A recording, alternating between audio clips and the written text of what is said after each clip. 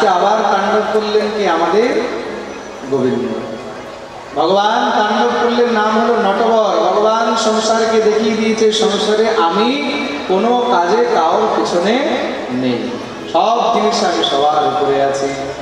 কালিয়া দমন করে শ্যামরসিয়া,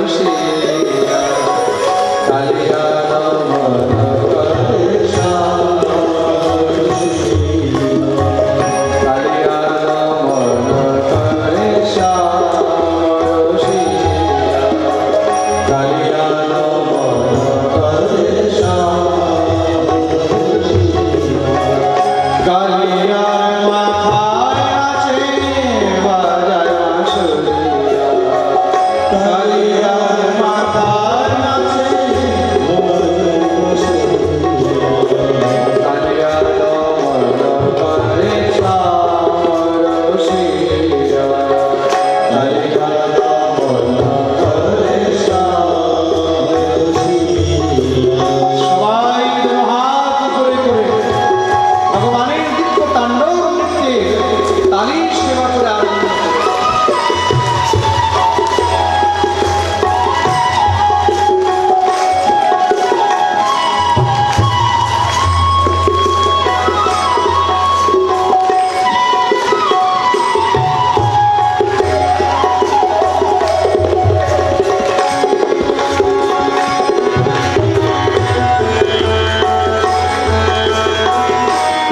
হরি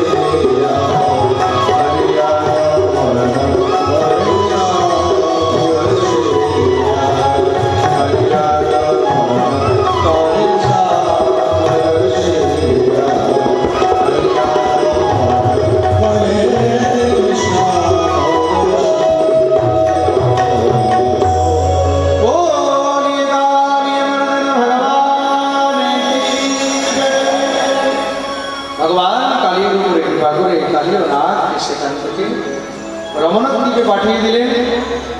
শ্রী সুখদেব প্রভু দিব্য কালীয়নাথ তেমন লীলা বর্ণন করেছেন। সমস্ত সব গোপীগণ এখন গোবিন্দকে দেখতে পায় না, তাই গোবিন্দকে পাওয়ার জন্য সব গোপীগণ ব্রত শুরু করেছে, অনুষ্ঠান শুরু করেছে। কেন? আগে তো গোপালকে দিনরাত সবসময় দেখতে পেত, এখন দেখতে পায় না। সকাল হতে গোচারণ করতে যায়, বিকেল হলে তখন ফিরে। গোপীরা ভাবছে যে গোপালকে সবসময় কি করে পাওয়া যাবে।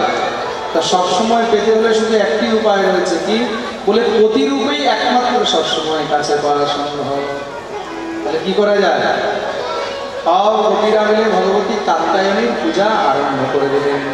কাত্যায়নী মহামায় মহায়োগিন্যধীশ্বর নন্দ গোপসুতম দেবী পতির্মে কুরুতে নমঃ। হে মা কাত্যায়নী, আমরা যদি জীবনের কোনো সৎকর্ম করে থাকি তাহলে যেন সেই নন্দনন্দনকে আমরা প্রতিরূপে পেতে পারি। একমাত্র গোপীদের এই অভিলাষা।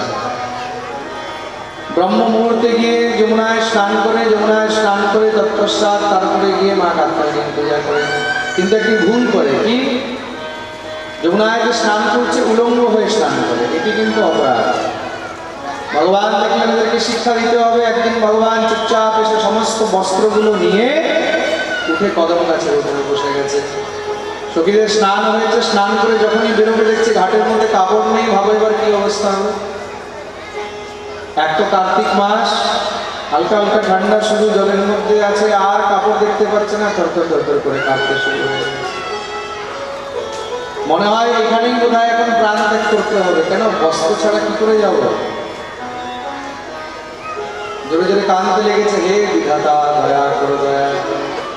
সঙ্গে সঙ্গে ভগবান নিজের দিব্য বংশী ধ্বনি আরম্ভ করলেন।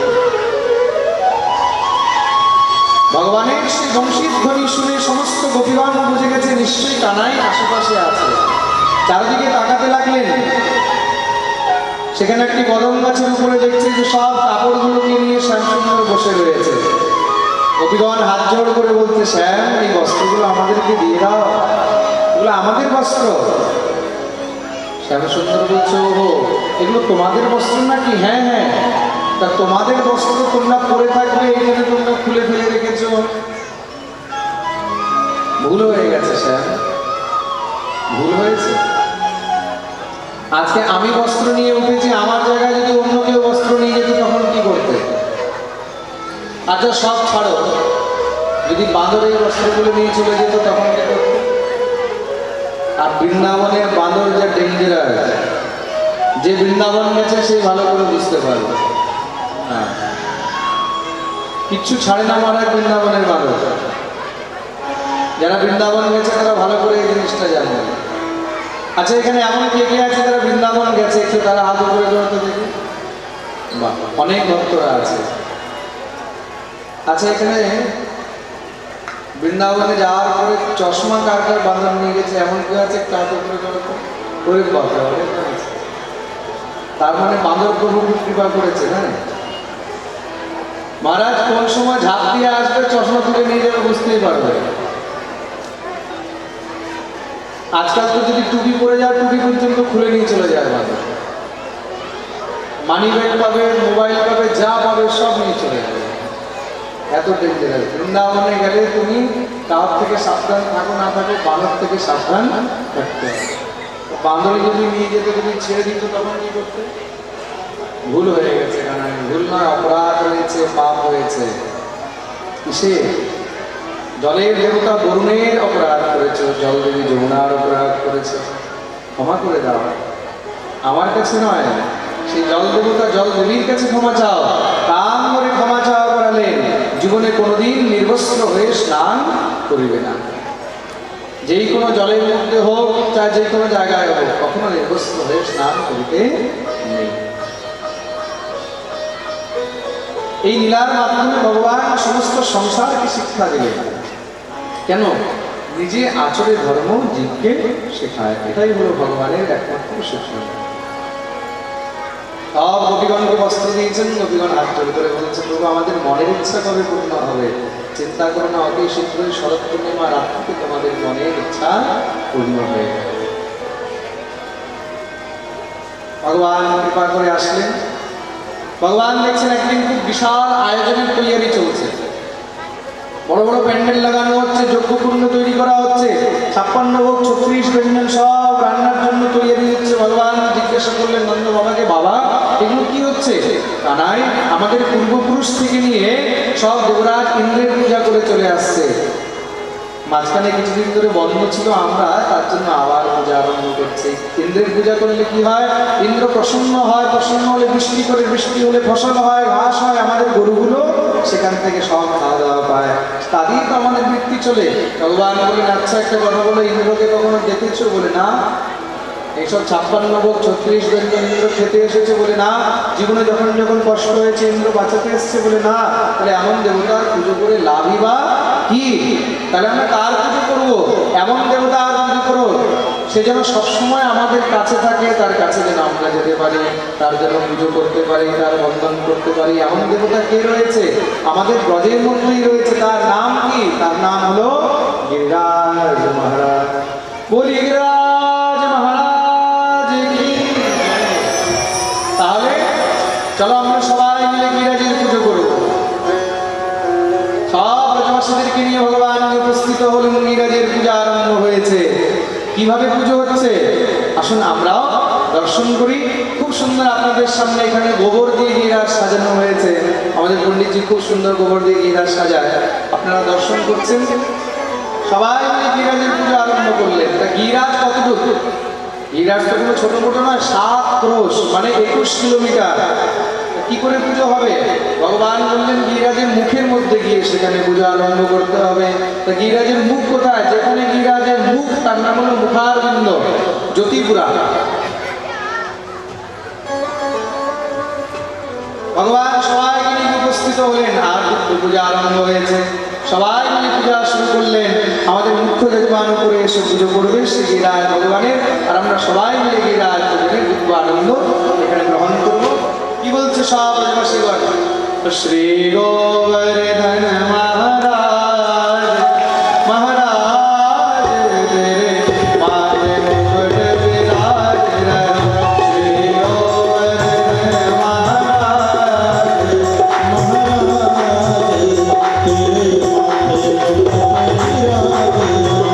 গোপে পান চढ़े गोपे फूल चढ़े गोपे पान चढ़े गोपे फूल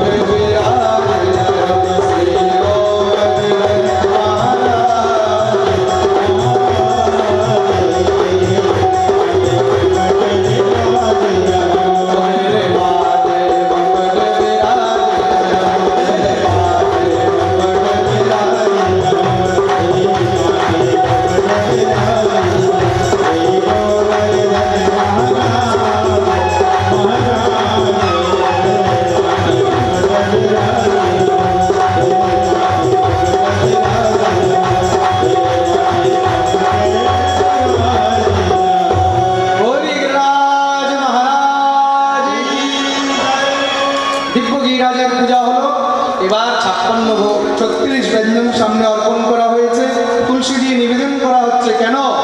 কেন কি যতক্ষণ পর্যন্ত তুলসী পাতা পড়বে না ভগবান সেটাকে গ্রহণ করবেন না। 56 ভোগ 36 ব্যঞ্জন বিনা তুলসী প্রভু একনা মানে। খুব সুন্দর করে পুরোহিতগণ সেখানে তুলসী পাতা দিয়ে নিবেদন করলেন। আর দিব্য এখানে গিরিরাজ মহারাজের অন্নকূট মহোৎসব হলো। এবার সবাই মিলে সে গিরিরাজের পরিক্রমা আরম্ভ করেছেন। কেন? যতক্ষণ পর্যন্ত গিরিরাজের পরিক্রমা হবে না ততক্ষণ পর্যন্ত গিরিরাজ পুজো সফল হয় না। আসুন আমরা সবাই মিলে সে গিরিরাজের পরিক্রমা দিই। কে কে গিরিরাজ পরিক্রমা দিতে রাজি আছে? কে কে গিরিরাজের পরিক্রমা দিতে চায় হাত উপরে করুন। পাক্কা তো? বলছেন ভাগবতের সামনে যে সংকল্প করে যা করে তার সেটা অবশ্যই পূর্ণ হয়। যারা যারা গিরিরাজ পরিক্রমা দেবে তারা সবাই মিলে मस्ती से नाचते हुए झूमते हुए गाते हुए আমরা সবাই মিলে গিরিরাজের দিব্য পরিক্রমা করি। মনে মনে বিচার করবে যে আমরা গিরিরাজের পরিক্রমা করছি। আর এদিক দিয়ে যে যে গিরিরাজের পূজন করবে তারা এদিকে গিরিরাজ পূজন করতে পারে। সামনে কিছু একটা রেখে দেবে পাত্র, পূজন করে সেখানে অর্পণ করবে। আসুন সবাই মিলে আমরা গিরিরাজ পরিক্রমা দিতে চলি। কি বলতে সখীরা? मैं तो गोवर्धन को जाऊं मेरी वीर ना माने मेरो मनवा। मैं तो गोवर्धन को जाऊं मेरी वीर ना माने मेरो मनवा। ना माने मेरो मनवा सखी, ना माने मेरो मनवा। ना माने मेरो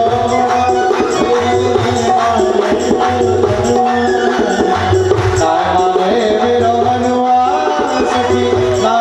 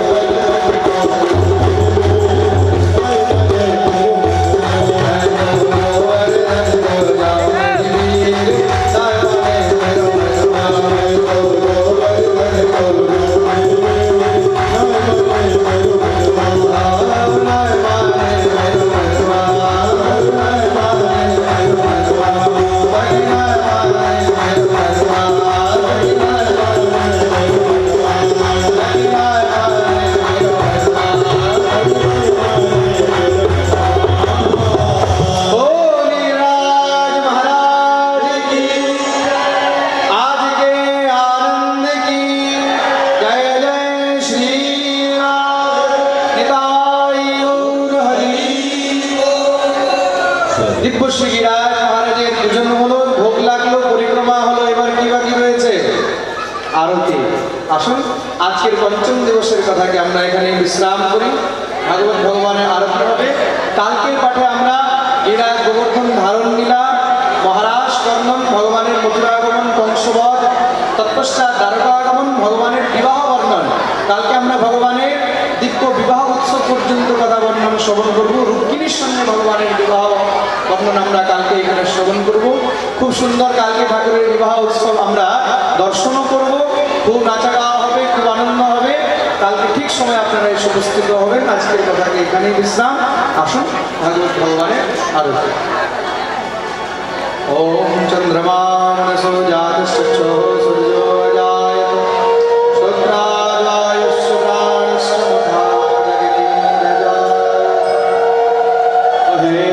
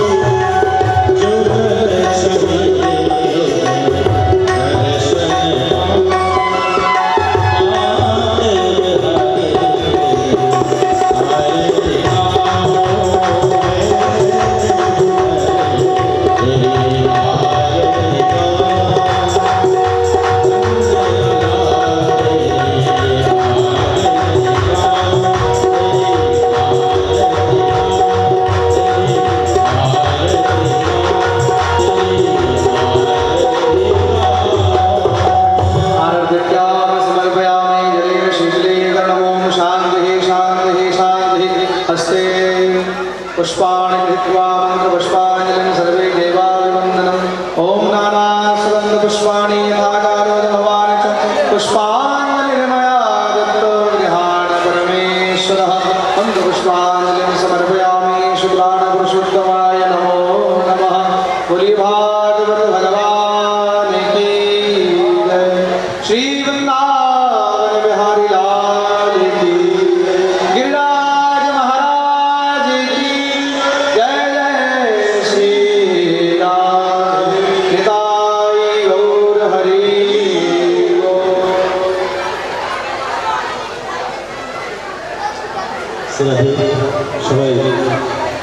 প্রসাদ নিয়ে যাবেন।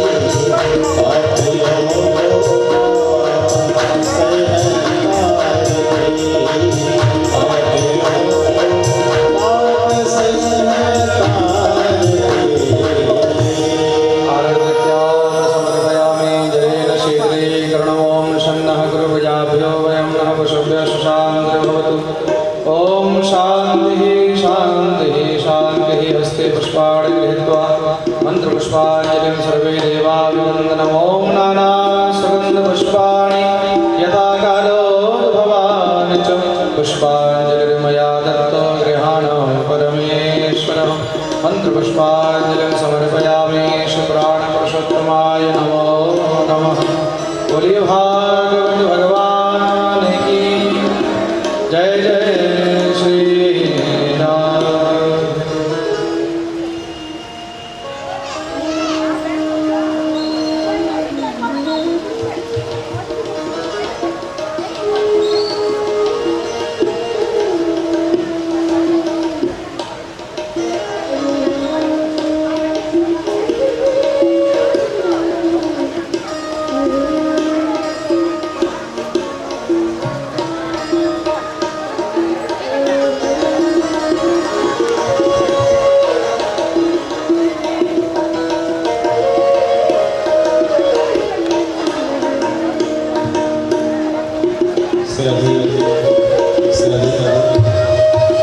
সবাই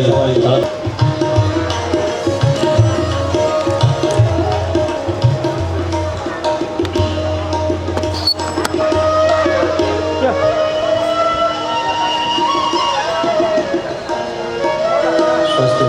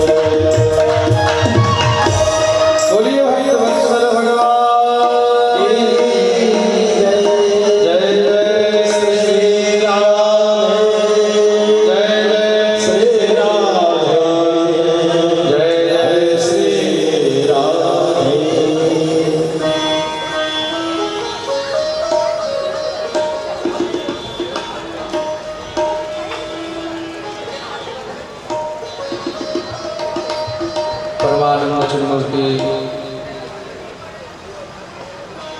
अखिल ब्रह्मांड नायक जगत अधिपति त्रिलोकेश्वर नंदनंदन ब्रजेंद्र नंदन भगवान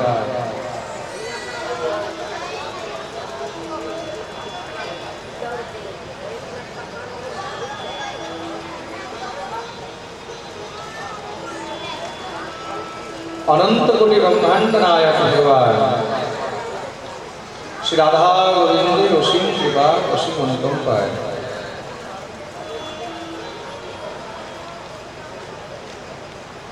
আমরা সমস্ত সেন্ট্রালবাসী এবং আসানসোলবাসী ভক্তবৃন্দগণ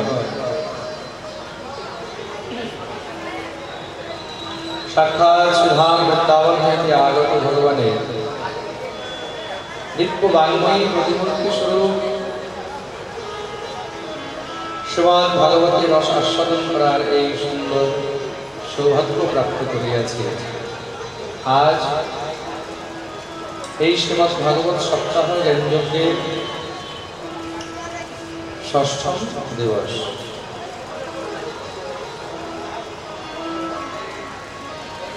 বিগত 5 দিন যাবৎ আমরা পরমানন্দের সহিত ভগবানের অনন্ততম লীলাবর্ণন শ্রবণ করে চলেছি। যেই শৃঙ্খলায় কালকে আমরা ভগবানের বাল্যলীলা ইত্যাদি এবং গিরিরাজ গোবর্ধন পূজন পর্যন্ত কথা বর্ণন শ্রবণ করলাম। ভগবান সমস্ত সব দেব দেবীদের মধ্যে একমাত্র গিরিরাজকে শ্রেষ্ঠ রূপে ব্রজে স্থাপিত করলেন। শ্রী গোবর্ধননাথ পাদযুগলং হয়ঙ্গবীরম প্রিয়ম নিত্যম শ্রী মথুরাধিপম সুখকরম শ্রী বিঠ্ঠলে সম্মোদা। बोलिए राज महाराज की जय। भगवान এখানে গোবর্ধনের পূজা আরম্ভ করালেন। এই গিরিরাজ কে? এই গিরিরাজ সাক্ষাৎ ভগবানের হৃদয়ের একটি অংশ।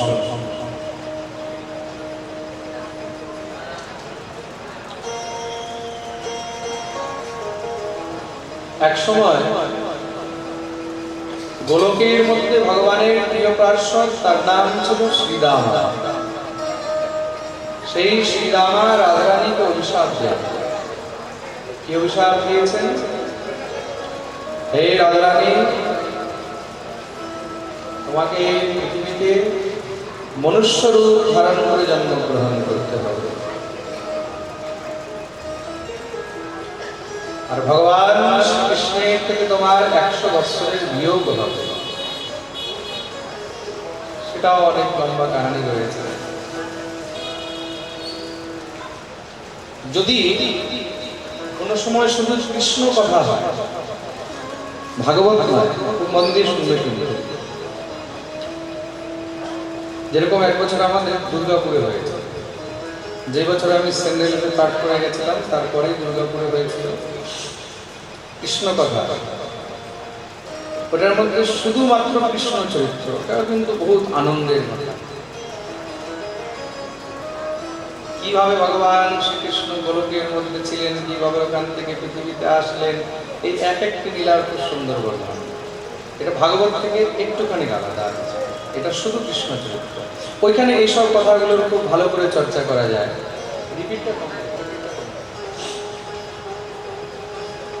তা সেই অভিশাপ যখন রাধারানীকে শ্রীরামা দিলেন, সেই অভিশাপে ভগবতী শ্রী রাধারানীর সঙ্গে সঙ্গে কাঁদতে লেগে গেছে।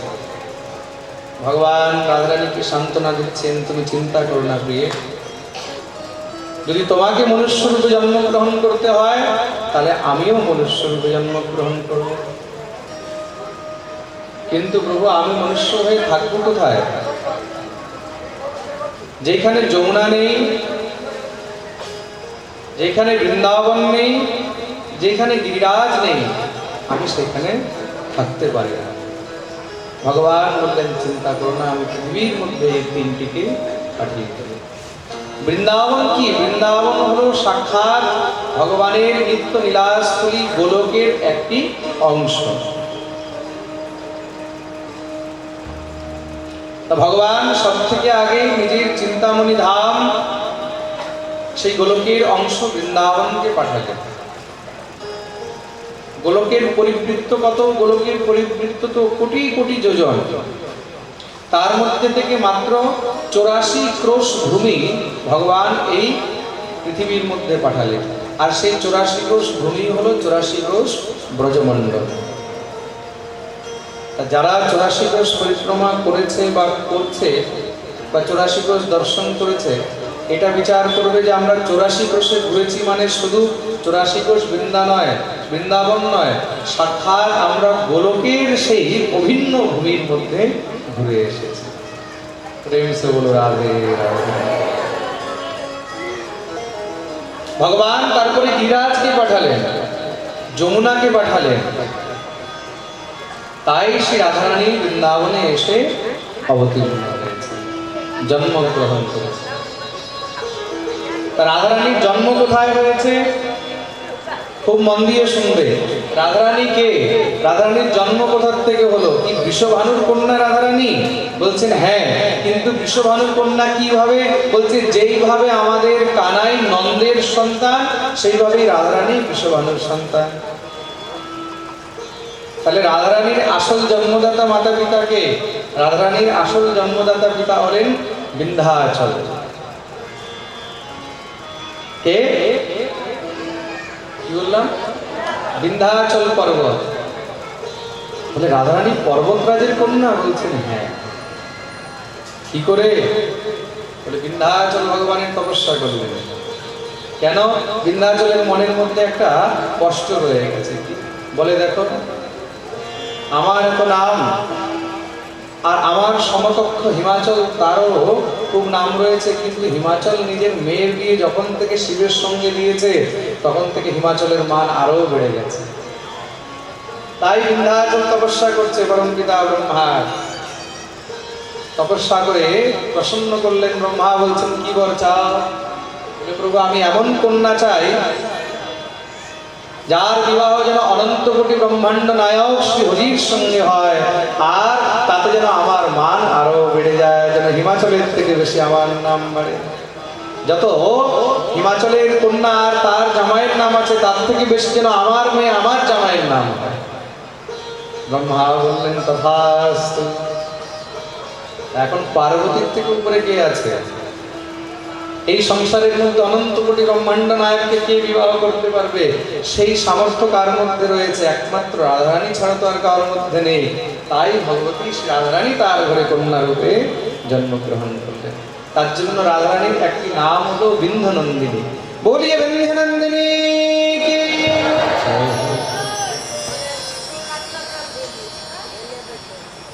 এই গিরিরাজ সাধারণ নয়, সাক্ষাৎ ভগবানের হৃদয়ের একটি অংশ। ইন্দ্রের পূজা বন্ধ করে গিরিরাজের পূজা আরম্ভ করানো হলো। ইন্দ্র তখন কুপিত হয়ে বিশাল ঘনঘোর বর্ষা আরম্ভ করে। সব ব্রজবাসীগণ ভয় পেয়ে গোবিন্দের কাছে দৌড়ে উপস্থিত। কৃষ্ণ কৃষ্ণ মহাভাগ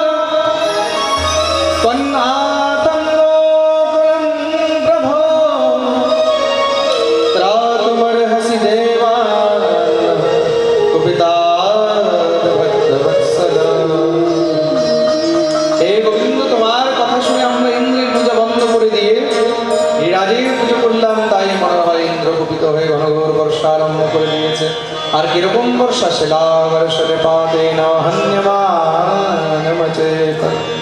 শিলাবৃষ্টি হচ্ছে। শুধু জল নয়, জলের সঙ্গে শিলাবৃষ্টি হচ্ছে। বোধহয় আমরা আর বাঁচবো না, মরে যাবো। ভগবান বললেন চিন্তা করো না, যার পুজো করেছি, যাকে খাইয়েছি, যার এত আমরা গুণগান করেছি, আমাদের রক্ষাও সেই করে। চলো গিরিরাজের সান্নিধ্যে ভগবান সবাইকে উপস্থিত হলেন। দেখতে দেখতে ভগবান গিরিরাজ পর্বতকে যেন হাতে ধারণ করে নিয়েছেন। উঠিয়ে তারপরে নিজের বাম হস্তের কনিষ্ঠা আঙুলের মধ্যে ভগবান এবার নিয়ে দাঁড়ালেন। সব ব্রজবাসীদেরকে ভগবান ডেকে নিয়ে চলে আসবে। সব ব্রজবাসীরা নিজে নিজে যত পশু ধন রয়েছে, মানে গরু ছাগল মহিষ থেকে নিয়ে সব নিয়ে নিচে। ভগবান গিরিকে ধারণ করলেন, তাই গোবিন্দের একটি নাম হলো গিরিধারী। বলি গিরিধারী ভগবান কি। সবাই গিরিরাজের শরণে এসে উপস্থিত। মহারাজ ঘন বৃষ্টি চলছে, দিনের উপরে দিন পেরিয়ে যাচ্ছে, 1 দিন 2 দিন 3 দিন 4 দিন। বলছে ব্রজবাসীদের খিদা পিপাসা। সাক্ষাৎ সামনে স্বয়ং অনন্তকোটি ব্রহ্মাণ্ডের নায়ক শ্রী হরির যারা রস আস্বাদন করছে, সেখানে কি সংসারের কোনো খিদা পিপাসা লাগতে পারে? গোবিন্দের মুখখানা দেখে সব খিদা পিপাসা কিন্তু ব্রজবাসীরা ভুলে গেছে। আর সবাই মিলে গিয়ে আছে গুণগান গাইছে।